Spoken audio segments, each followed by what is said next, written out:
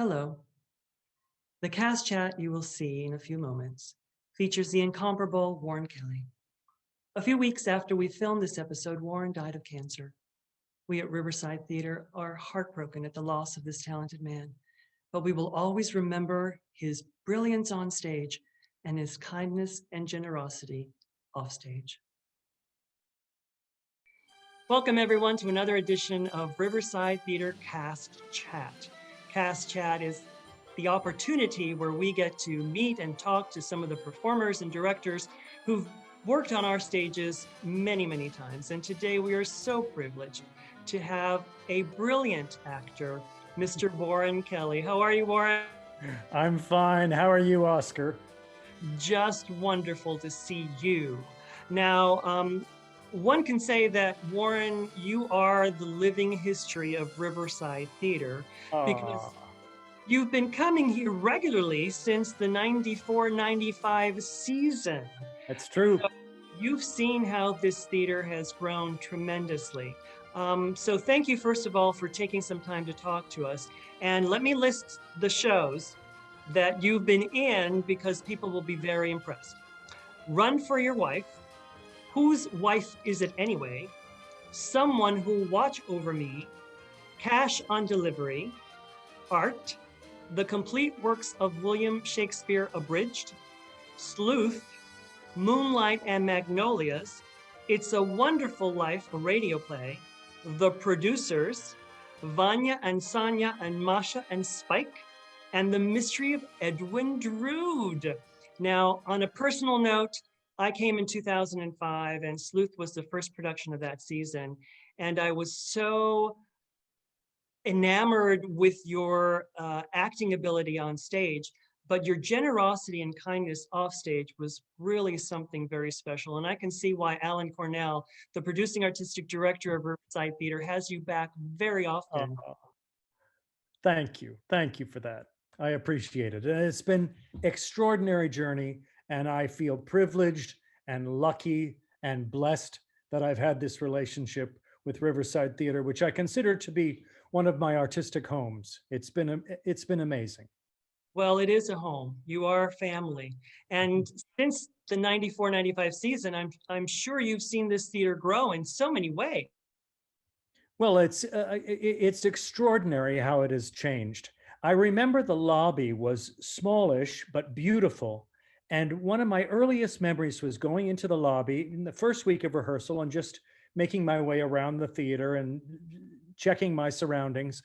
And the lobby was filled with these enormous framed photographs of the sets of many of the shows. And of course, Alan Cornell, an award-winning set designer. The scenery at Riverside Theatre is incredible.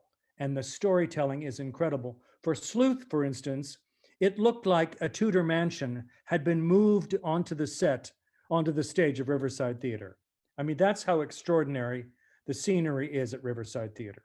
It's incredible. And it is a testament to Alan Cornell, who has that vision and down to the details.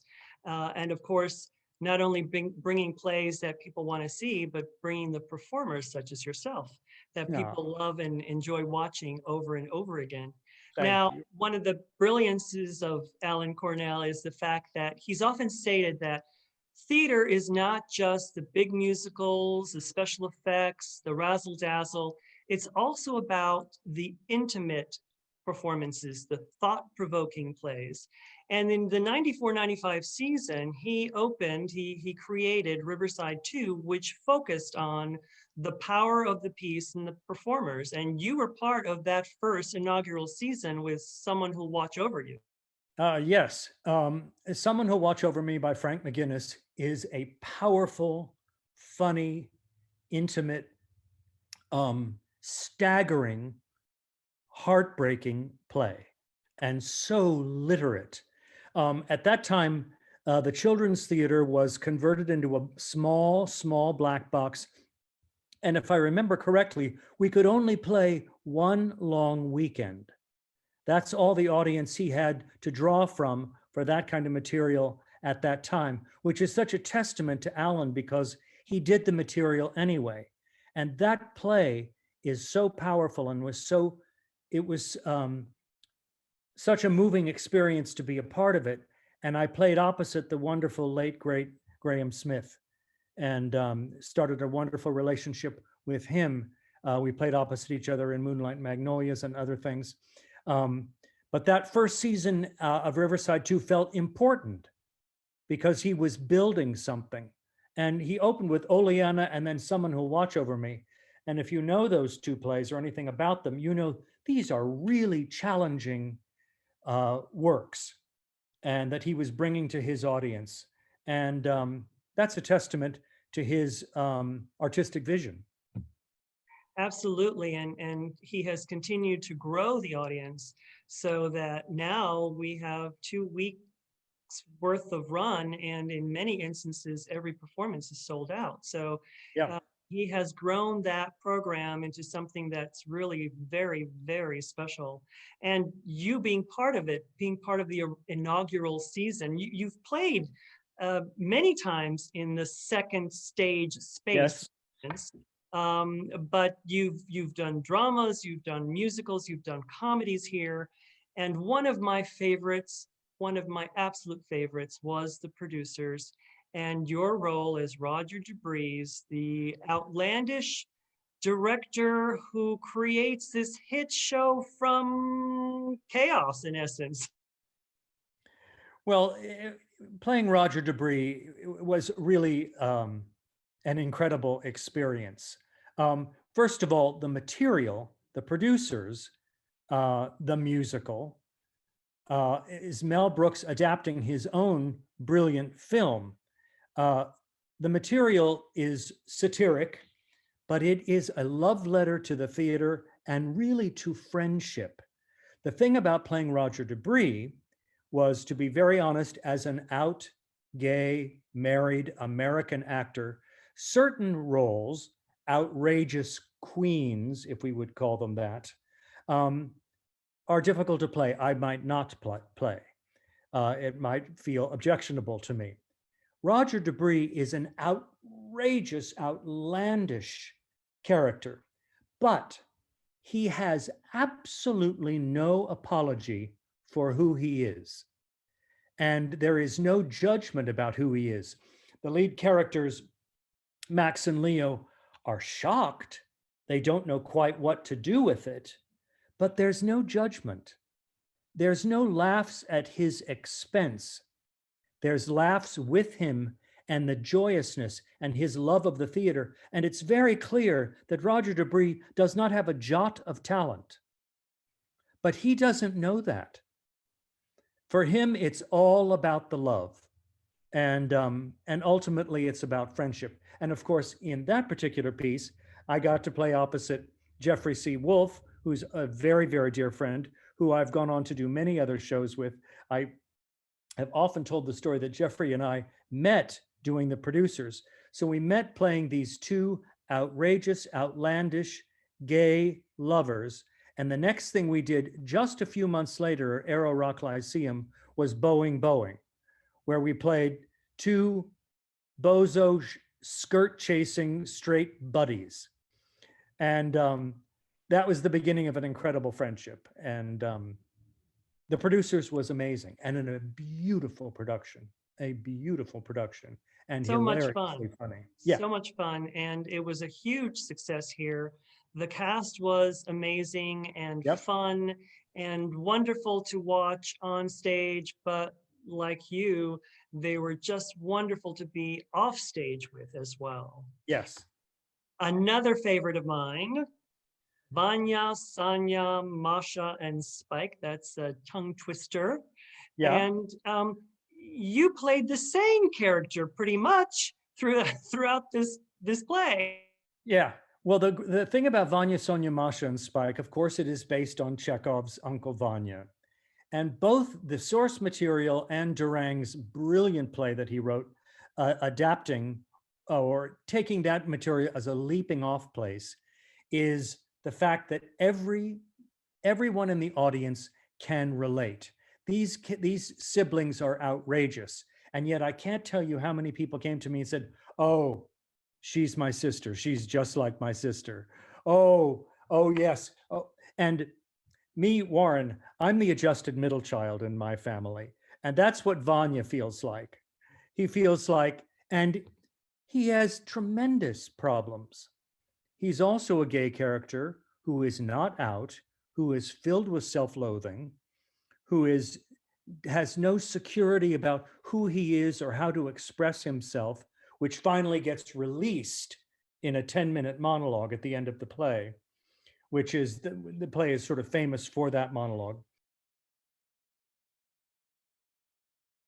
The weather is changing, the culture is very weird. I am not a conservative, but I do miss parts of the past. Oh, the I Love Lucy show was pretty wonderful, and the whole country watched it. And we saw the Mickey Mouse show. And boys, just past puberty, would fixate on Annette Funicello. We didn't identify with rock stars, we identified with Mouseketeers. Annette, Darlene Gillespie, Cubby O'Brien. Oh, Tommy Kirk was my favorite. He was one of the Hardy Boys on the Mickey Mouse show. And then later, he starred in Disney's Old Yeller about a boy and his dog. His father had to fight in the Civil War, so he had to take on the responsibility of being a grown-up, not the mother or the younger brother.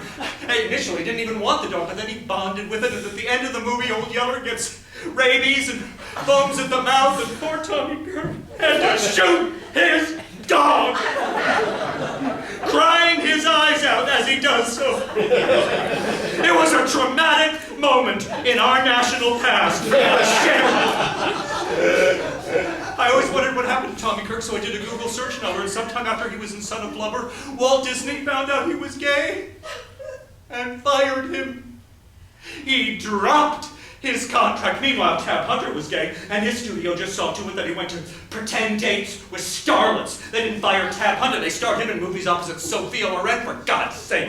But Tommy Kirk was mistreated, and I take it personally, as I expect he did. He stopped making movies. He got hooked on drugs for a time, but then he got better and he became a minister. Now I think he owns a rug cleaning business. But he's had to go through some of the same changes I. No more licking the postage stamps. No more national shared TV shows like Ozzie and Harriet, which even though it was boring, it was a shared moment between us. There are no shared moments anymore now. Now, there's just Facebook and email and Twitter and cable and satellite, and the movies and TV shows are all worthless, and we don't even watch the worthless things together anymore. It's all separate, and our lives are disconnected, and then you come in here, and you said you were almost cast in Entourage 2, as if that was some sort of achievement, and I don't know what you're talking about! I am worried about the future. I miss the past. I don't want to talk anymore. I'm going to go sit outside. I don't know why I exploded. Sorry.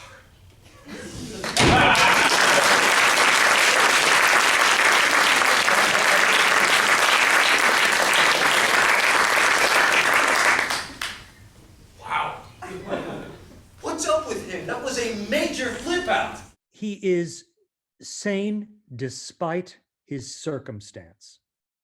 And being the peacemaker hilarious. Is so important to him, and hilarious. And